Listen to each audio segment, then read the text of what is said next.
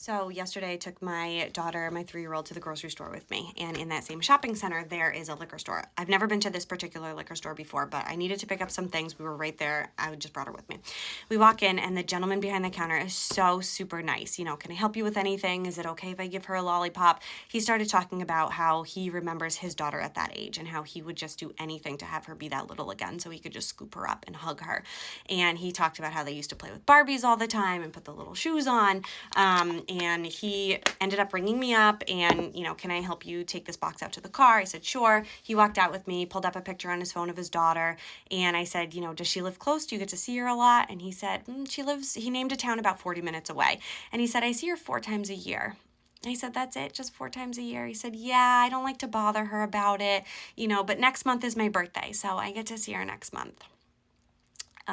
So I guess if you're a 25, 26-year-old and you are a radiation therapist working with cancer patients and your dad either works or owns a liquor store, I just want to let you know that he is so proud of you and he loves you so much.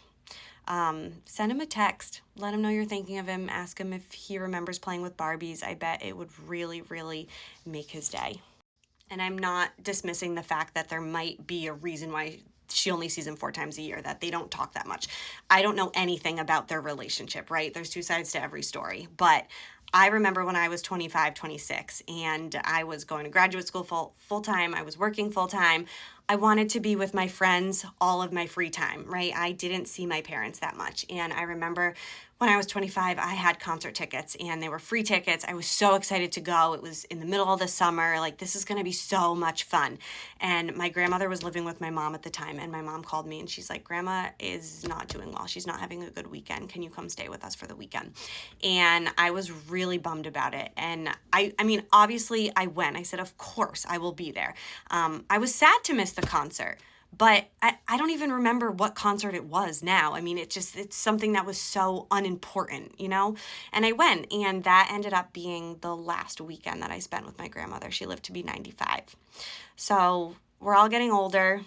Send a text to someone. I know that we're all really, really busy, but just sending a text and saying, I'm thinking of you, or, hey, do you remember we used to do this when we were little? And would probably really, really make someone smile today.